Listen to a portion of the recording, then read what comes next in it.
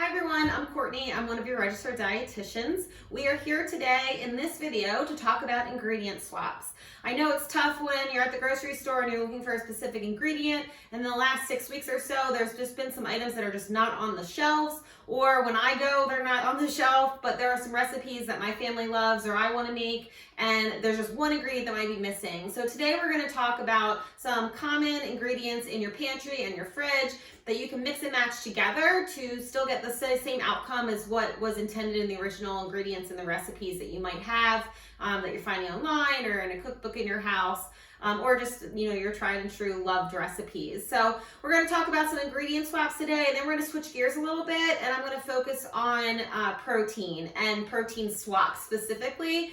And the reason I really want to talk about that is because there is a possible impending meat shortage, and I know a lot of people are feeling anxious about that. There's a little bit of anxiety with my boys specifically because they are meat eaters, and we go through like 2 pounds of meat at a meal.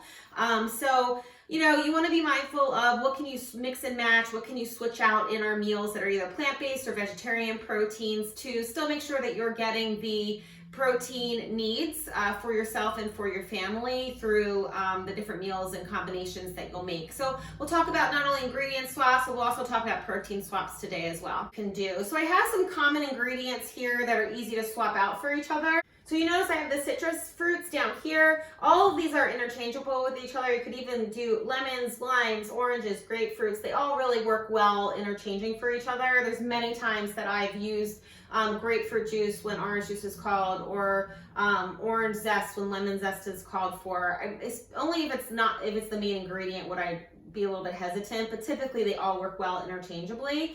The other day I couldn't get limes at the grocery store for salsa, so I just got this little squeezable lime juice container. They have limes and lemon juice containers in the produce department, and that way it's just in the fridge, but that way I'm still able to make my salsa with that specific tang that limes have. So having those kinds of things on hand is helpful.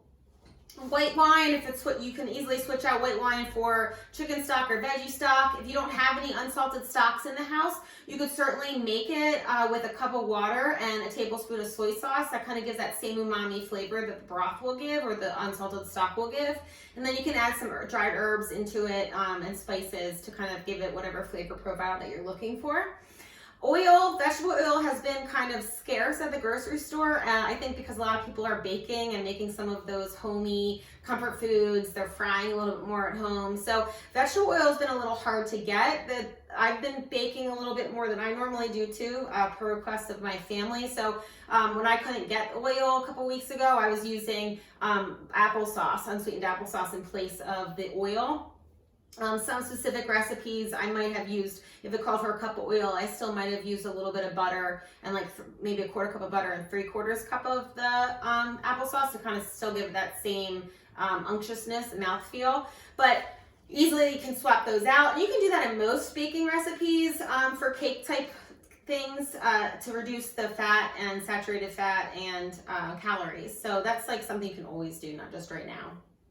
Over here I've got honey and maple syrup. You can easily switch out 100% maple syrup and honey with each other. They really can be swapped easily. I do that regularly in recipes. I'm not talking about pancake syrup because that has some high fructose corn syrup preservatives, but 100% maple syrup you can switch it out for. And really, if the recipe calls for sugar too, you can switch those out. You'll just use a little bit less honey or maple syrup because it's a little bit stronger sweetness wise. Agave nectar is something else that you can swap out for these two. Balsamic vinegar, a lot of marinades and salad dressings start out with balsamic vinegar. If you don't have it, you can certainly use red wine vinegar with a little bit of sugar. It will kind of still give it that same flavor profile. Barbecue sauce, if you run out of it and you're making something, you can easily combine ketchup and mustard together to kind of give it that same tangy flavor that barbecue sauce has, and you can add spices and herbs to it to kind of give it the same flavor that you like. Specifically right now you might not find the brands that you like, so you might want to make it on your own. Over here I've got yogurt and mayonnaise. If a recipe calls for mayonnaise and sour cream and you're just out of it, you can certainly use non-fat Greek yogurt.